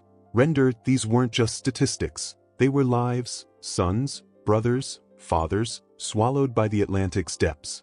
The U-boat campaign, designed to choke Allied supply lines, was a gamble that cost Germany dearly.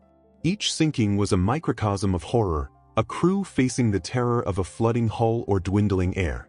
The ocean, indifferent to their courage, claimed them without mercy, its vastness a graveyard for thousands.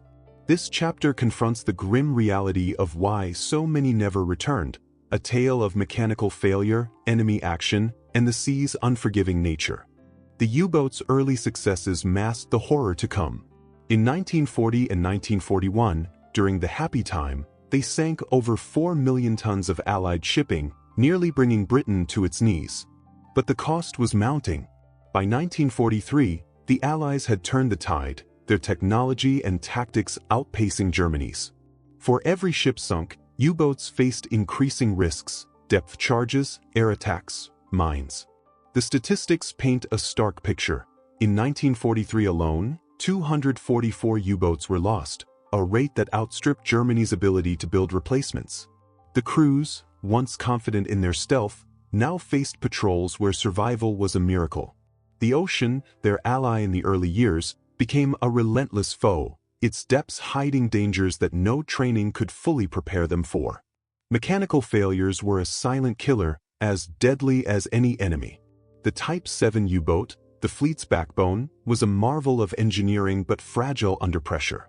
Its diesel engines, vital for surface travel, could leak fuel, filling the boat with toxic fumes.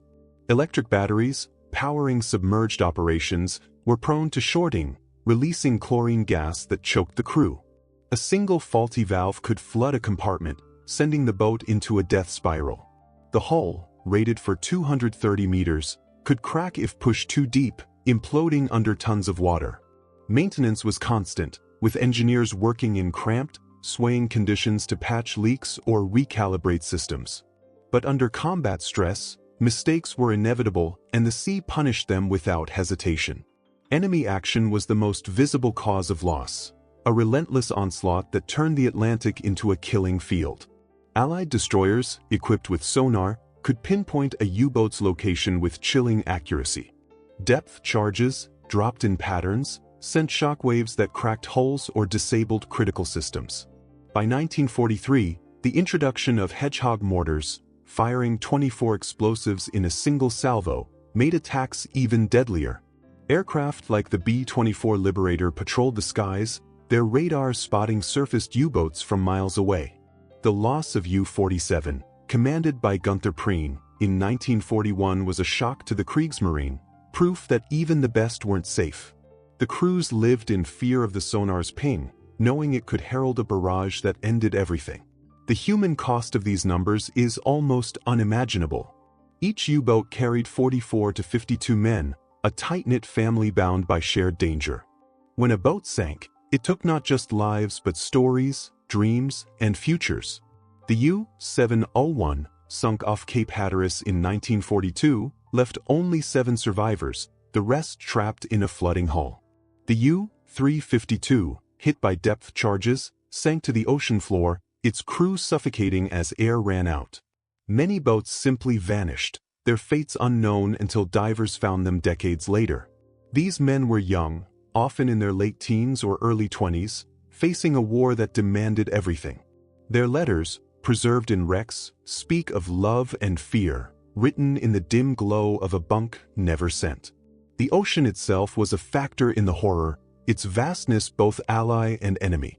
Covering 70% of the Earth, it hid U-boats from their pursuers but also isolated them from help. A navigational error could ground a boat on a reef, a storm could batter it to pieces. The sea's pressure, cold, and darkness were relentless, punishing any weakness in the boat or its crew. A U-boat could dive to escape, but never far enough. The deeper it went, the greater the risk of implosion, the hull groaning under tons of water. The ocean cared nothing for the men's courage or their cause, its indifference a constant reminder of their fragility. Each patrol was a pact with this force, a gamble most would lose. The statistics of loss were driven by a brutal combination of factors. Mechanical failures accounted for some sinkings, leaky fuel lines, battery fires, or jammed rudders could trap a boat underwater. But enemy action was the primary reaper. By 1944, the Allies had mastered anti-submarine warfare, their escorts and aircraft a deadly net. The Enigma code, cracked by Bletchley Park, betrayed U-boat movements, turning wolfpack tactics into traps. Mines, laid in strategic waters, claimed others, their silent explosions catching crews unaware. The numbers were relentless. Of the 40,000 submariners, only about 10,000 survived, many as prisoners of war. The sea claimed the rest, its depths a silent archive of their fate. The U-boat crews faced these odds with a mix of courage and resignation. They knew the risks, but duty drove them forward. A successful attack, sinking a freighter or tanker, was a fleeting victory, a moment of pride in a darkening war. But the aftermath was grim. Depth charges could follow within minutes, the boat diving deep to escape. The crew would sit in silence, their breaths shallow, listening to the thuds of explosions. Each one shook the hull, rattling pipes and nerves.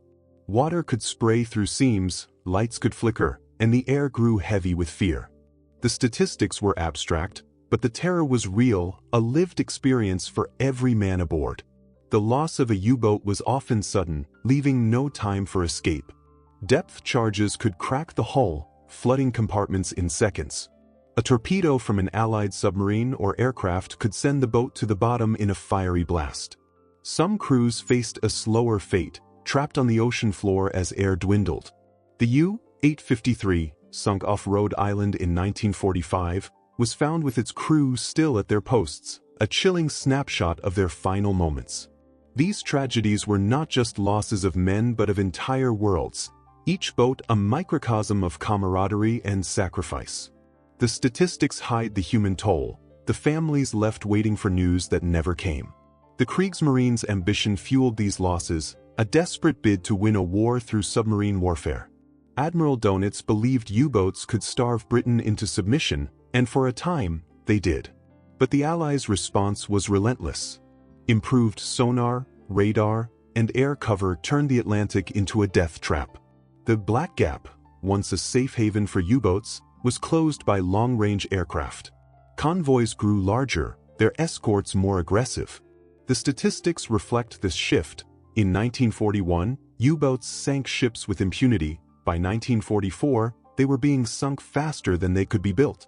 The crews, once hunters, were now prey, their boats no match for the Allies' evolving tactics. The mechanical vulnerabilities of the U-boat were a constant threat. The Type VII's diesel engines were reliable on the surface but useless underwater, where batteries took over. These batteries, packed into tight compartments, could overheat or leak, filling the boat with deadly gas. The schnorkel, introduced to extend submerged operations, was a gamble, prone to flooding or mechanical failure. Torpedoes, the boat's primary weapon, could jam or misfire, wasting precious shots. The crew worked tirelessly to maintain these systems, their hands steady despite the stakes. But the machine was only as strong as its weakest link, and the sea exploited every flaw. Enemy tactics evolved with brutal efficiency, making the statistics even grimmer. Destroyers like the USS Bory hunted U-boats with dogged precision, their sonar operators trained to detect the faintest echo. Depth charges, once dropped blindly, were now guided by sonar, detonating at preset depths to maximize damage. Aircraft, carrying bombs and depth charges, patrolled the skies, catching U-boats on the surface.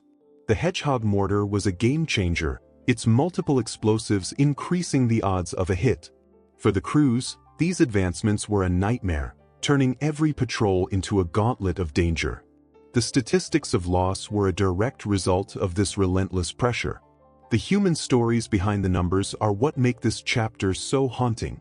A young engineer, barely 20, might spend hours patching a leak, knowing a single failure could drown the crew.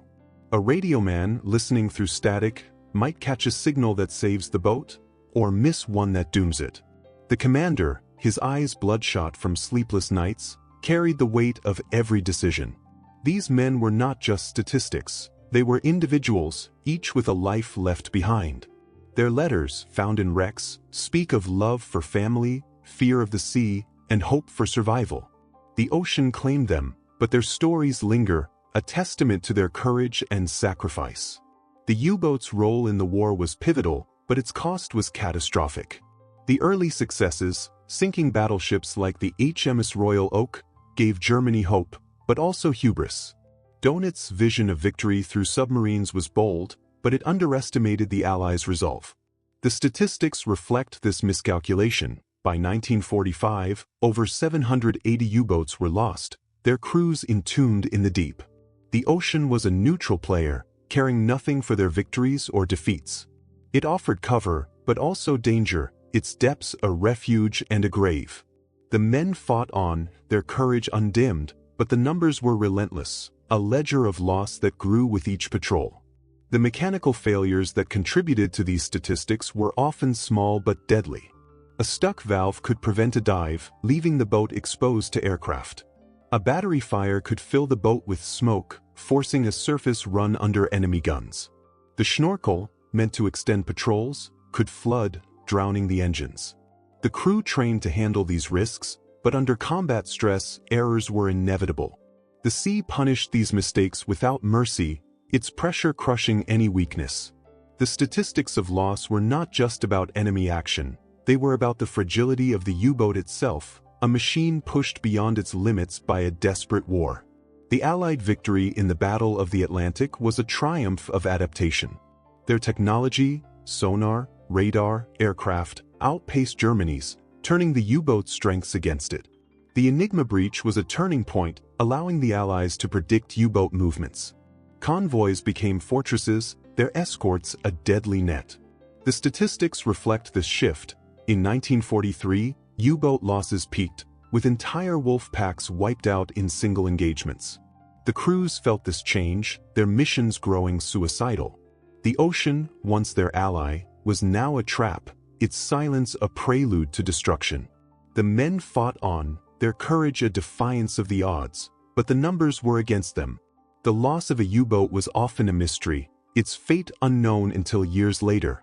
Some, like the U-166 in the Gulf of Mexico, were found by divers, their hulls shattered by depth charges. Others, like the U-47, vanished without a trace, their crew's stories lost to the sea. The statistics hide these mysteries, but they also reveal them. Each number a boat, each boat a crew, each crew a tragedy. The men who died were young, their lives full of promise. They left behind families, sweethearts, and dreams, all claimed by the ocean's indifference. The numbers are cold, but the stories are human, a reminder of the cost of war. The U-boat crew's resilience was remarkable, but it couldn't change the statistics. They faced each patrol with determination, knowing the odds were against them. A successful attack was a moment of pride, but the aftermath was a nightmare. Depth charges could follow within minutes, the boat diving deep to escape. The crew would sit in silence, their hearts pounding, listening to the explosions. Each one tested their nerve, their training pitted against their fear. The statistics were a distant abstraction, but the terror was immediate, a lived experience that defined their existence. The ocean watched, its depths a silent witness to their struggle. The mechanical vulnerabilities of the U-boat were a constant threat. The Type VII's hull could withstand the ocean's pressure, but only to a point. A deep dive, pushed beyond the rated limit, risked implosion. The engines, vital for mobility, were prone to breakdowns, leaving the boat stranded. The torpedoes, the boat's teeth, could fail at the worst moment, wasting a shot that could have turned a battle.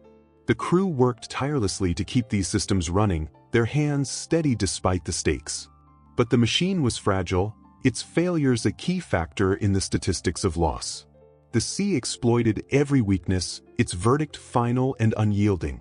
The Allied escorts were a relentless force, their tactics a key driver of the statistics. Destroyers hunted U-boats with precision, their sonar operators trained to detect the faintest echo. Depth charges, dropped in patterns, could crack a hull or disable a boat's systems. Aircraft, carrying bombs and depth charges, patrolled the skies, catching U-boats on the surface. The Hedgehog mortar was a nightmare, its multiple explosives increasing the odds of a hit. For the crews, these advancements were a death sentence, turning every patrol into a gauntlet. The statistics of loss were a direct result of this relentless pressure, a testament to the Allies' resolve. The human toll of these numbers is what makes this chapter so haunting. Each U-boat was a world unto itself, its crew a family bound by shared danger. They celebrated together, mourned together, died together. The loss of a boat was not just a statistic, it was a tragedy, a crew of young men facing the unimaginable. Survivors' accounts, like those from U-96, describe the horror of watching comrades die, trapped in a flooding compartment or suffocating as the air ran out. The statistics hide the human cost, the families left waiting for news that never came. The ocean claimed them, but their stories linger, a testament to their sacrifice. The U-boat campaign was a desperate gamble, its cost measured in lives and boats. The early successes gave Germany hope, but the losses were catastrophic. By 1945, over 780 U-boats were gone, their crews entombed in the deep. The statistics reflect this tragedy, a ledger of loss that grew with each year. The men who served were brave, their courage undimmed by the odds.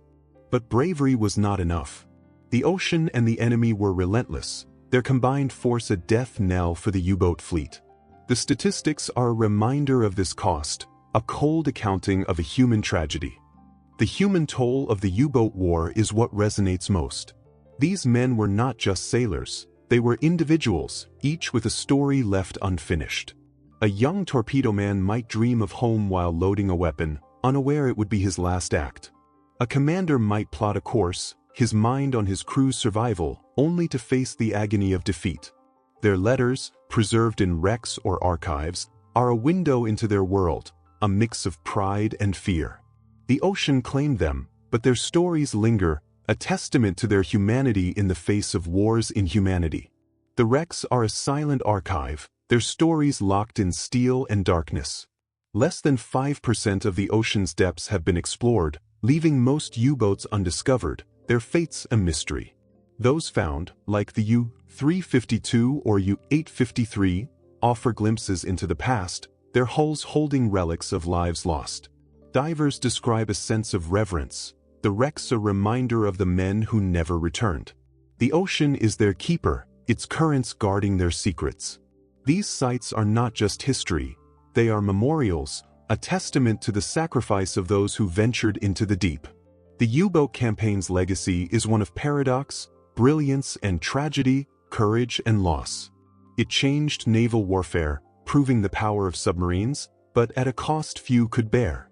The men who served were heroes to some, villains to others, but above all, they were human, their lives shaped by a war that demanded everything.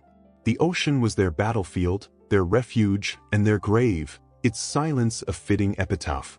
As we close this story, we honor their memory, their courage echoing in the deep, a reminder of the price of war and the resilience of the human spirit.